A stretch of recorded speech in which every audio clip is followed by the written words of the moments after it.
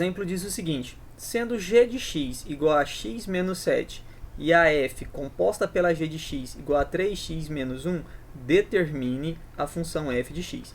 Para quem está acompanhando os vídeos anteriores, está vendo que o que está sendo perguntado nesse exemplo é diferente daquilo que foi perguntado no exemplo 4, certo? Lá no exemplo 4 foi dado para nós a f de x, correto? Foi dado a f composta pela g de x, ok? Então esses dois resultados a gente conhecia. E o exercício queria saber quem era a g de x. Vejam que esse exercício agora está fazendo o contrário. Ele está dando para a gente a nossa g de x, correto?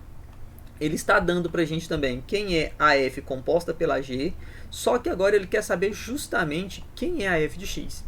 E esse raciocínio que está sendo solicitado aqui no nosso exemplo 5, ele acaba sendo um pouquinho mais complicado do que o raciocínio, né, ali do nosso exemplo 4, ok? Quem ainda não viu aí o vídeo do exemplo 4, volte e assista, tudo bem? Bom, então vamos lá. O que eu sei aqui, galera? Eu sei que a f composta pela g de x, ela é igual, né, a 3x menos 1. Agora, o que significa f composta pela g de x? Significa que eu tenho a minha função g de x, ela tem que ficar dentro da minha função f de x, certo? Tá, mas professor, a partir disso, como é que eu identifico a minha função f? Olha só a estratégia que nós vamos utilizar para identificar a função f de x, certo? Bom, eu vou pegar aqui a minha função g de x, certo? Que é o x menos o 7. E agora eu vou isolar o meu x. Eu vou isolar o x. Bom, para isolar o x, eu vou pegar aqui o x menos 7, colocar igual a g de x. Ou seja, eu estou colocando o x menos 7 no primeiro membro, certo? E aí eu vou pegar o menos 7 e passar para o segundo membro. Vai ficar assim, ó, x, que é igual a g de x, ok? Mais o meu 7. Bom, percebam que eu isolei o x, certo? E o x é o g de x mais 7. E agora, o que eu vou fazer com esse x isolado, certo? Eu vou substituir, ok, o valor do x lá na minha função composta, certo? Em f, certo? Composta pela g de x, beleza? Então, vamos lá. Pessoal, eu sei o seguinte, então, ó, que eu tenho que pegar todo esse g de x mais 7 e colocar aqui, ó, no lugar desse x. Então, vai ficar assim, ó, 3 vezes a g de x, certo? Mais o meu 7 menos o 21. Bom, então agora eu posso aplicar a propriedade distributiva, né? O 3 multiplica a g de x e multiplica ali o meu 7.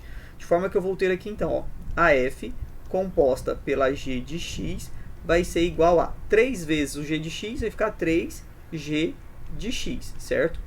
Mais 3 vezes o 7, isso vai dar 21, menos o meu 1.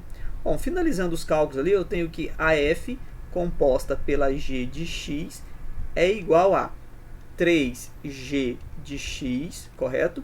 Mais o meu 21. Agora, galera, vamos parar e pensar nesse resultado que eu tenho aqui, certo?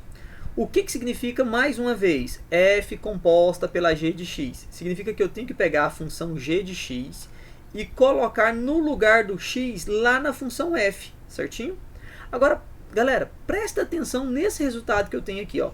Quando eu mostro para vocês aqui, olha, esse 3 vezes a g de x mais, né? Ô, pessoal, aqui não é 21, tá? Aqui seria o 20, né? Porque 21 menos 1, isso vai dar 20, né? Eu errei aqui, tudo bem?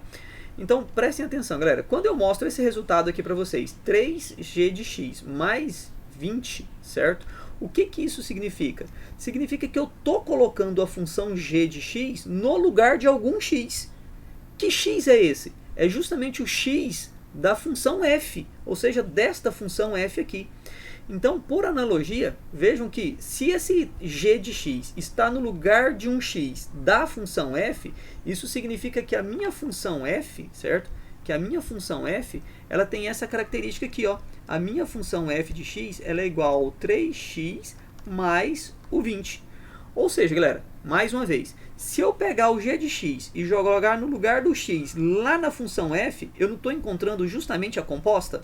Então, vejam que quando eu encontrei esse resultado aqui, ó, 3g de x mais 20, na verdade eu estou determinando a própria função f de x. Vejam que a função f de x, então, ela é igual a 3x mais o meu 20. É um raciocínio um pouquinho confuso, tá? Mas é o raciocínio correto para a gente poder determinar a nossa função de x, beleza?